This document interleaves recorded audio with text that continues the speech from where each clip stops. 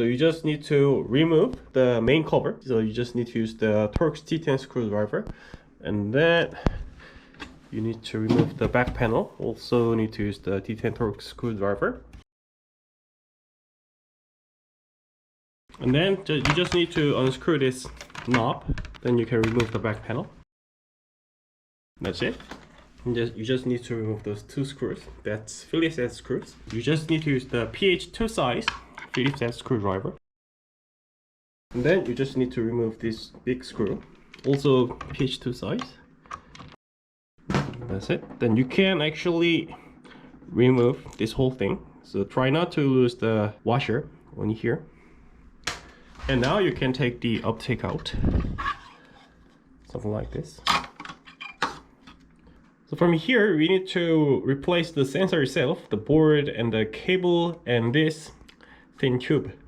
So for the tube, you just need to pull it out from this end and this end, and you can just take the cable out, and also cable from the board side as well. And then remove those two screws to take this board out.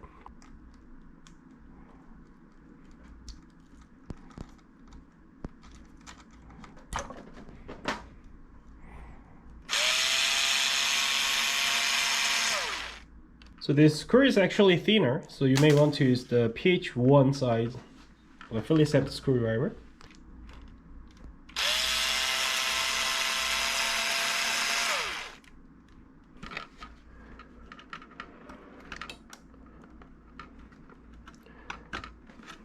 Then you may want to cut this cable tie to remove the cable and then replace it, and from this one as well. And then get the new board, new water level sensor board, and then just do it backward.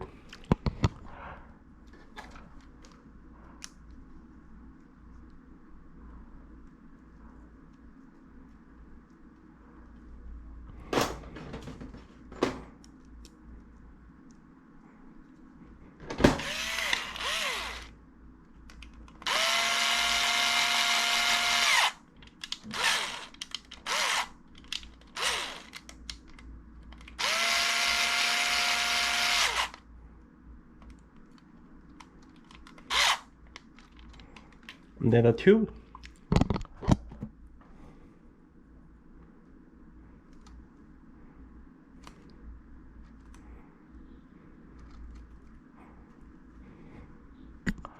And then lastly, the cable.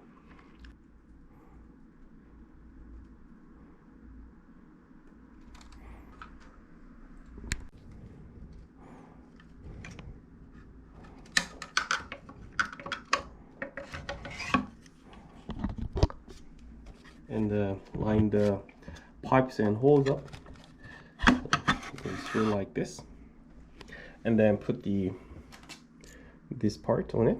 And if you see, without the screw, you can see this part has got the shape the same as this one on here.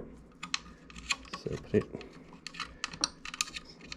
like this, and then screw it in a bit with your finger.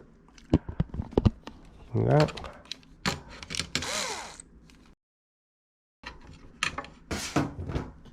That's it, and then the two screws on the back. That's it, and then we need to put the back panel first before putting the knob on the back.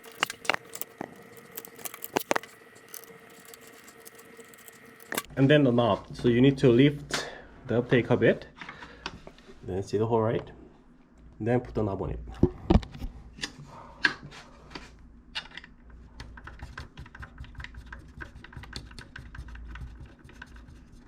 Test before you put the main cover on it. Thank you.